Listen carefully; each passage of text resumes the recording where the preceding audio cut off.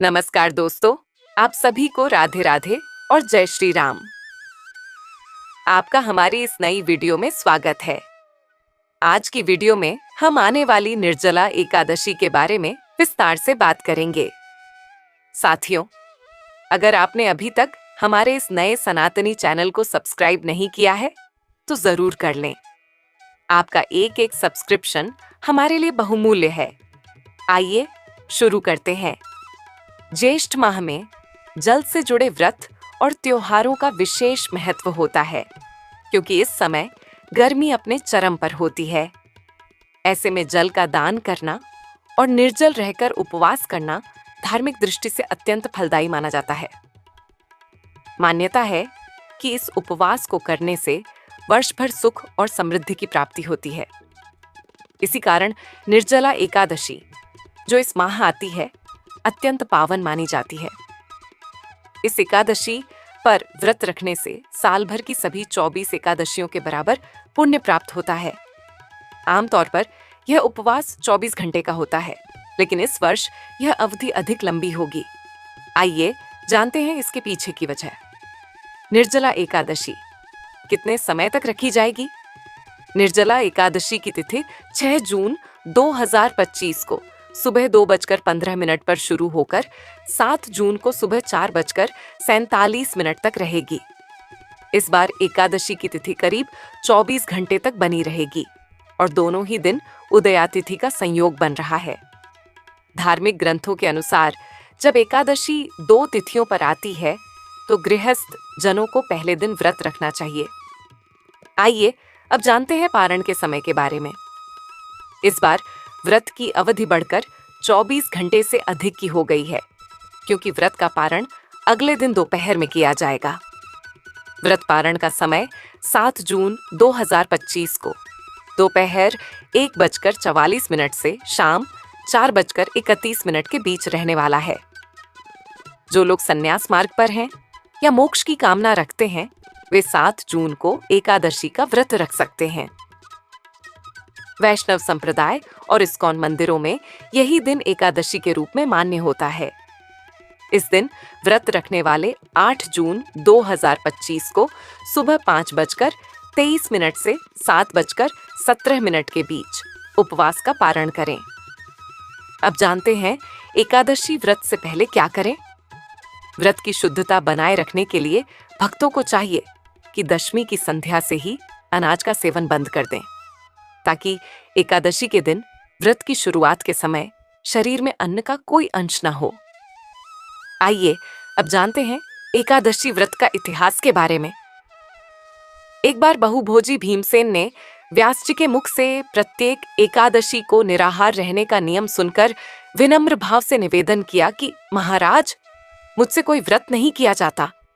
दिन भर बड्डी तीव्र क्षुधा बनी ही रहती है, अतः आप कोई ऐसा उपाय बतला दीजिए जिसके प्रभाव से स्वतः सद्गति हो जाए। तब व्यास जी ने कहा कि तुमसे वर्ष भर की संपूर्ण एकादशी नहीं हो सकती, तो केवल एक निर्जला कर लो। इसी से साल भर की एकादशी करने के समान फल हो जाएगा। तब भीम ने वैसा ही किया और स्वर्ग को गए। इसीलिए यह एकादशी या भीमसेनी एकादशी के नाम से भी जानी जाती है। निर्जला एकादशी का महत्व। निर्जला यानी यह व्रत बिना जल ग्रहण किए और उपवास रखकर किया जाता है।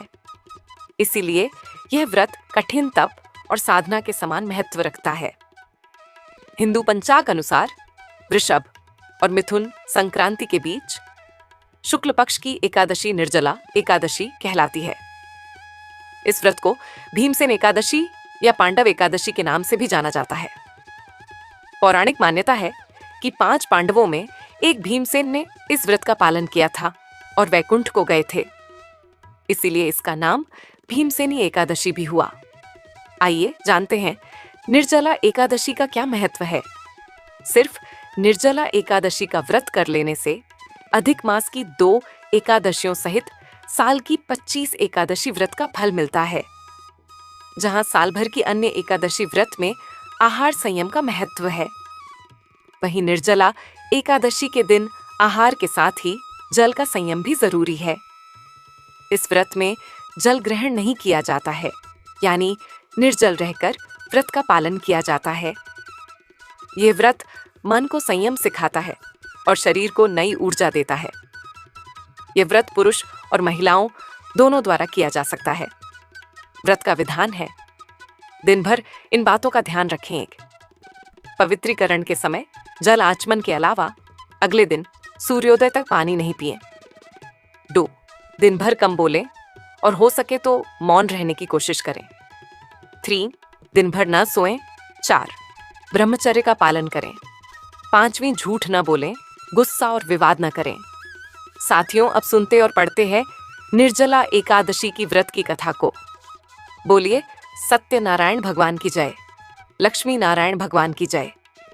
जब वेद व्यास ने पांडवों को चारों पुरुषार्थ, धर्म, अर्थ, काम और मोक्ष देने वाले एकादशी व्रत का संकल्प कराया था, तब युधिष्ठिर ने कहा, जनार्दन, ज्येष्ठ मास के शुक्ल पक्ष में जो एकादशी पड़ती हो, कृपया उसका वर्णन कीजिए।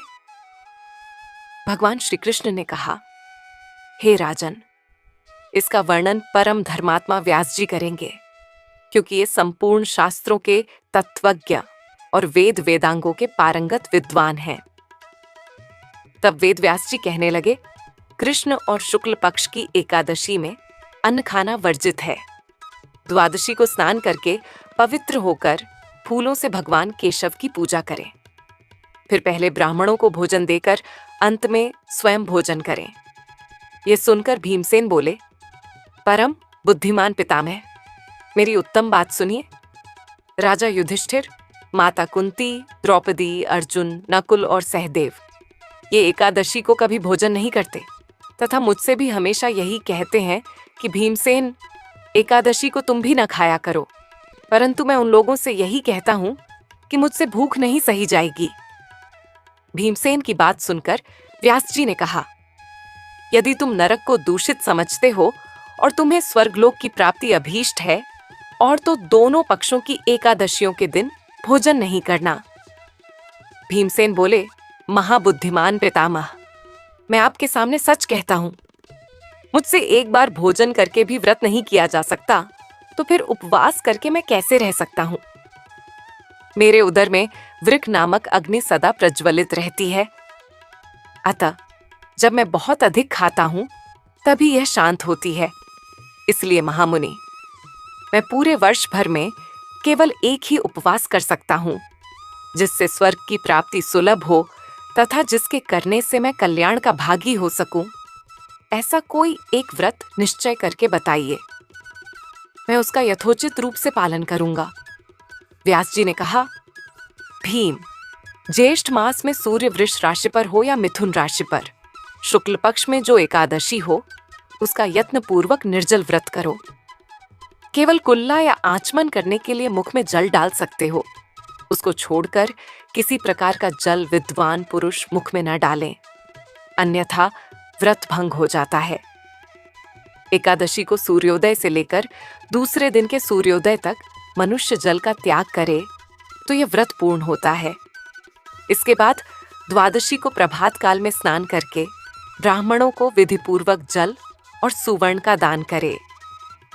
इस प्रकार सब कार्य पूरा करके जितेंद्रिय पुरुष ब्राह्मणों के साथ भोजन करें। वर्ष भर में जितनी एकादशियां होती हैं, उन सब का फल इस निर्जला एकादशी से मनुष्य प्राप्त कर लेता है। इसमें तनिक भी संदेह नहीं है। शंख, चक्र और गदा धारण करने वाले भगवान केशव ने मुझसे कहा था कि यदि मानव सबको छोड़कर एकमात्र मेरी शरण में आ जाए और एकादशी को निराहार रहे, तो वह सब पापों से छूट जाता है।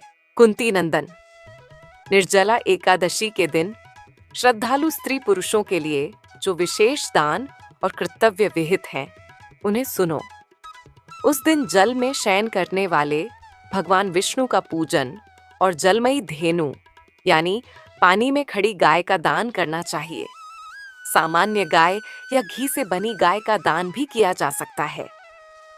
इस दिन दक्षिणा और कई तरह की मिठाइयों से ब्राह्मणों को संतुष्ट करना चाहिए। उनके संतुष्ट होने पर श्रीहरि मोक्ष प्रदान करते हैं। जिन्होंने श्रीहरि की पूजा और रात्रि में जागरण करते हुए इस निर्जला एकादशी का व्रत किया है। उन्होंने अपने साथ ही बीती हुई 100 पीढ़ियों को और आने वाली 100 पीढ़ियों को भगवान वासुदेव के परम धाम में पहुंचा दिया है। निर्जला एकादशी के दिन अन्न, वस्त्र, गौ, जल, शैया, सुंदर आसन, कमंडलू तथा छाता दान करने चाहिए। जो श्रेष्ठ तथा सुपात्र ब्राह्मण को जूता दान करता है, वह सोने के विमान पर बैठकर स्वर्गलोक में प्रतिष्ठित होता है। जो इस एकादशी की महिमा को भक्तिपूर्वक सुनता अथवा उसका वर्णन करता है, वह स्वर्गलोक में जाता है। चतुर्दशी युक्त अमावस्या को सूर्य ग्रहण के समय श्राद्ध करके मनुष्य जिस फल को प्राप्त करता है, वही फल इस कथा को सुनने से भी मिलता है। भीमसेन, ज्येष्ठ मास में शुक्ल पक्ष की जो शुभ एकादशी होती है, उसका निर्जल व्रत करना चाहिए। उस दिन श्रेष्ठ ब्राह्मणों को शक्कर के साथ जल के घड़े दान करने चाहिए। ऐसा करने से मनुष्य भगवान विष्णु के समीप पहुंचकर आनंद का अनुभव करता है। इसके बाद द्वादशी को ब्राह्मण भोजन कराने के बाद स्वयं भोजन करे। जो इस प्रकार पूर्ण रूप से पापनाशिनी एकादशी का व्रत करता है, वह सब पापों से मुक्त हो आनंदमय पद को प्राप्त होता है। ये सुनकर भीमसेन ने भी इस शुभ एकादशी का व्रत आरंभ कर दिया। साथियों, आशा है आपको हमारा ये प्रयास अच्छा लगा होगा। ऐसे ही विभिन्न सनातनी जानकारियों के लिए हमारे चैनल को जरूर लाइक, शेयर और सब्सक्राइब करें। बोलिए जैसे मन नारायण। धन्यवाद।